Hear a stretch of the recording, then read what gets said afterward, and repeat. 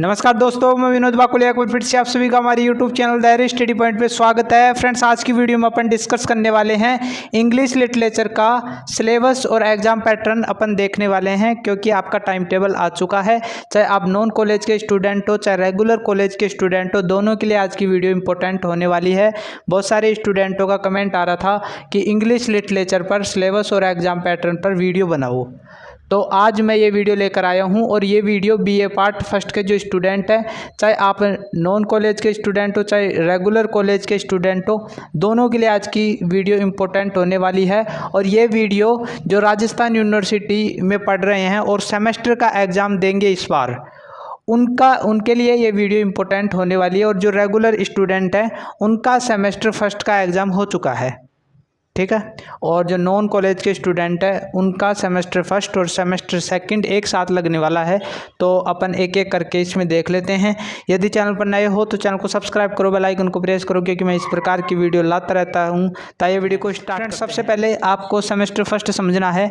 यदि semester first बढ़िया तरीके से समझ गए तो सेमेस्टर सेकेंड भी बढ़िया तरीके से समझ जाओगे। सेमेस्टर फर्स्ट में जो आपका पेपर फर्स्ट चलने वाला है, पोइट्री एंड ड्रामा फर्स्ट, इसका भाग फर्स्ट इसमें फर्स्ट ईयर में चल रहा है, ठीक है। सेकंड भाग जो सेकंड ईयर में चलेगा। तो पोइट्री एंड ड्रामा जो आपका पेपर लगने वाला है, उसमें सबसे पहले मार्क्स देख लेते हैं कि कितने अंकों का आपका पेपर आने वाला है सेमेस्टर फर्स्ट का। तो मैक्सिमम मार्क्स, अधिकतम जो अंक होंगे वो 150 अंकों का आपका टोटल ये पेपर रहने वाला है, पोइट्री एंड ड्रामा फर्स्ट, ठीक है। 150 में भी इन्होंने बांट रखा है। जो रेगुलर कॉलेज के स्टूडेंट हैं उनके जो पेपर जो आप एग्ज़ाम देने जाओगे एग्ज़ाम हॉल में, वो पेपर 120 अंकों का आता है, ठीक है। इंटरनल जो एग्ज़ाम लगते हैं उनके, जिसे मिड टर्म एग्ज़ाम कहते हैं रेगुलर स्टूडेंटों के, वो 30 अंकों का मिड टर्म एग्ज़ाम रहने वाला है। तो टोटल इनका 150 अंकों का हो जाता है। और जो नॉन कॉलेज के स्टूडेंट है, नॉन कॉलेज के स्टूडेंट वो रेगुलर कॉलेजों में जाते नहीं हैं, उनके मिड टर्म एग्ज़ाम भी नहीं होता है। तो ये 30 अंक है ना जो इसमें जोड़ देते हैं, और 150 अंकों का टोटल आपका पेपर लग जाता है, क्योंकि इंटरनल एग्ज़ाम आपके होते नहीं हैं। तो 150 अंकों का आपका नॉन कॉलेज का पेपर आएगा। तो यहाँ तक बातें आपको क्लियर हो गई होंगी। इसके बाद में आपके सामने दिख रहा है पेपर पैटर्न। देख लेते हैं कि आपका पूरा का पूरा पेपर है ना जो कितने अंकों में बटा हुआ होगा, कितने और कौन कौन से क्वेश्चंस आएंगे, यानी कौन से पार्ट में क्या क्या आने वाला है, वो अपन देख लेते हैं। तो पेपर पैटर्न, और पूरे पेपर को 3 पार्टों में बांट रखा होगा। ये स्क्रीन पर आपको दिख रहा है। ये रेगुलर वालों के सेमेस्टर फर्स्ट हो चुका है। तो ये पेपर नॉन कॉलेज वालों के लिए इम्पोर्टेंट है, क्योंकि क्वेश्चंस रिपीट होते हैं। तो ये पेपर हो चुका है, इसको बढ़िया तरीके से देख लोगे। जो हमारा टेलीग्राम ग्रुप है वहाँ पर इसको डाल रखा है, या फिर आप वीडियो जो चल रही है उसको रोक कर इसका स्क्रीनशॉट ले सकते हो। तो पूरा पेपर जो फर्स्ट पार्ट होगा ए वाला, उस यानी 3 पार्ट बटेंगे, part A, part B, part C. इसमें अलग अलग चीज़ें आने वाली हैं। पार्ट ए जो होगा वो टोटल 20 अंकों का रहने वाला है, ठीक है, रेगुलर स्टूडेंटों के लिए। नॉन स्टूडेंटों के लिए भी इतना ही रहने वाला है, लेकिन थोड़ी बहुत अंक बढ़ा सकता है, क्योंकि ये जो 30 अंक है ना वो कवर करेगा। तो इसमें 20 अंकों में थोड़ा बहुत बढ़ा सकता है वो, ठीक है। ये 20 अंक कैसे हैं, जैसे 8 आपके हैं ना जो पैसेज आने वाले हैं, ठीक है। 8 क्या आने वाले हैं, 8 पैसेज आने वाले हैं, ठीक है। ये पैसेज कहाँ से आएंगे, जो आपकी कविता है, जैसे पोइट्री है, बहुत सारी पोइट्री आपकी दे रखी होंगी सिलेबस में, और ड्रामा जो है, नाटक है, उसमें से कुछ लाइनें उठा देगा पैसेज की। ये टोटल कितने पैसेज आने वाले हैं, 8, जिसमें से आपको 4 पैसेज करने होंगे और इनका रेफरेंस लिखना होगा, ठीक है। रेफरेंस और कॉन्टेक्स्ट, ठीक है। इसका अर्थ क्या होता है, संदर्भ, और इसका अर्थ होता है प्रसंग, ठीक है। ये आपको लिखना पड़ेगा। तो टोटल 8 पेसेज होंगे, 4 पेसेज आपको करने होंगे, अथवा में दे रखे होंगे, ठीक है।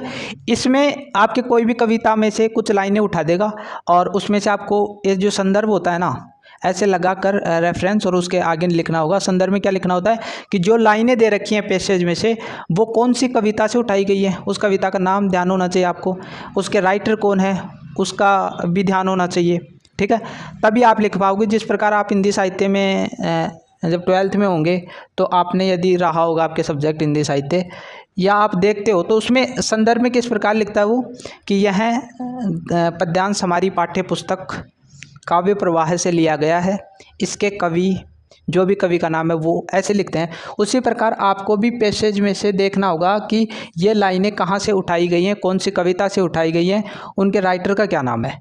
इसके बाद में नीचे आपको कॉन्टेक्स्ट लगा कर वहाँ पर आपको इस कविता में क्या ये जो दो पैसेज में जो लाइनें दे रखी हैं उसमें आखिरकार में क्या है, इनका अर्थ क्या है, वो आपको उसमें लिखना पड़ेगा इंग्लिश में। तो ये दो चीज़ें आपको करनी पड़ेंगी। तो टोटल 4 पैसेजों के बारे में आपको इसी प्रकार से लिखना होगा। ये आपके तभी सही होंगे जब आप कविताओं को पढ़ोगे। मेन चीज़ तो आपको ध्यान होनी चाहिए। यदि ये सही करना चाहते हो तो जो पोइट्री है उसके लिखा किसने है वो ध्यान होना चाहिए, और उसका चैप्टर का नाम जो पोइट्री है उसका नाम ध्यान होना चाहिए। ये सही तरीके से कर दोगे। इसमें थोड़ा लिखना पड़ेगा तो उसी में से देखकर आप लिख दोगे, या फिर आपको बढ़िया तरीके से लिखना है तो इसकी पूरा सार है ना जो ध्यान में होना चाहिए। तो ये 20 अंकों का आएगा टोटल, ठीक है। 8 में से 4 करना होगा। यहाँ तक बात क्लियर हो गई। ये क्या माजरा है, तो ये 4 क्वेश्चन आपको जो करने होंगे वो 4 × 5 = 20, यानी प्रत्येक जो पैसेज होगा वो कितने अंकों का होगा, 5 अंकों का होगा। तो 4 × 5 20 हो गए। तो प्रत्येक जो पैसेज होगा वो 5 अंकों का होगा। और इसमें लिखना कैसे होगा, जैसे 4 या 5 लाइन, ठीक है। इसमें भी ये जो कॉन्टेक्स्ट होगा इसमें भी 4 या 5 लाइन लिखनी पड़ेंगी। तो टोटल 5 अंकों का होगा एक पैसेज। तो यहाँ तक बात आपको क्लियर हो गई। इसके बाद में पार्ट बी जो होगा उसमें 20 मार्क्स का आने वाला है। एम का मतलब क्या होता है, मार्क्स, अंक। 20 अंकों का इसमें आने वाला है, जिसमें 4 क्वेश्चन देगा वो, जिसमें से आपको कितने क्वेश्चन करने होंगे, 2 क्वेश्चन करने होंगे। यानी अथवा में दे रखा होगा 4 क्वेश्चन दे रखे होंगे, उसमें से 2 क्वेश्चन आपको करने होंगे। और प्रत्येक क्वेश्चन जो होगा वो 10 अंकों का होगा। तो 2 × 10 बराबर कितने हो गए, 20 अंक हो गए। तो 20 अंकों का ये रहने वाला है। और ये क्वेश्चन कहाँ से उठाकर देगा वो, जो आपकी पोइम है, जो आपका सिलेबस है ना, 4 यूनिटों में बांट रखा है, उस सिलेबस में से वो कहीं से भी वो है क्वेश्चन दे सकता है, ठीक है।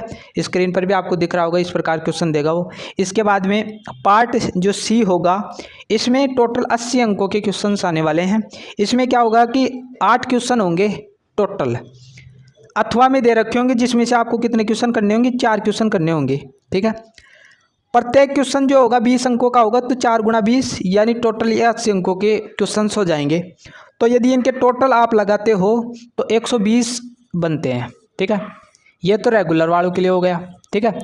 अब जो नॉन कॉलेज का 150 अंकों का रहने वाला है, ये 20 अंक है ना, जो इसमें से किसी प्रकार से वो जोड़ेगा, अंकों को बढ़ाएगा। लेकिन पेपर पैटर्न सारा का सारा यही चलने वाला है। बस वो ऐसे करेगा, 30 अंकों को यदि बढ़ाना चाहे तो 10 अंक इसमें बढ़ा दे, 10 इसमें बढ़ा दे, 10 इसमें बढ़ा दे। नॉन स्टूडेंटों के लिए बता रहा हूँ। तो 30 अंक वो इसी में कवर कर देगा। तो 150 अंकों का नॉन कॉलेज का ये पेपर रहने वाला है, ठीक है। रेगुलर का मैंने बढ़िया तरीके से समझा दिया। इसके बाद में सेमेस्टर जो सेकंड रहने वाला है उसमें paper second prose and fiction, ये आपका पेपर है। यानी इसका अर्थ क्या होता है, गद्य और कथा, ये आपका पेपर का नाम है। और इस पेपर का नाम क्या है, कविता और नाटक, ठीक है। तो इसका पेपर पैटर्न क्या रहने वाला है, ये पूरा का पूरा जो समझाया है वो ही यहाँ पर लागू होगा।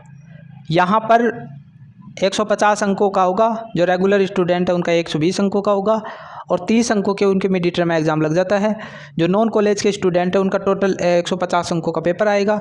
और पूरा का पूरा पेपर है ना, जो 3 पार्टों में बटा हुआ होगा, part A, part B, part C. और ये सारी की सारी चीज़ें सेम ऐसा का ऐसा है ना जो यहाँ पर भी आएगा।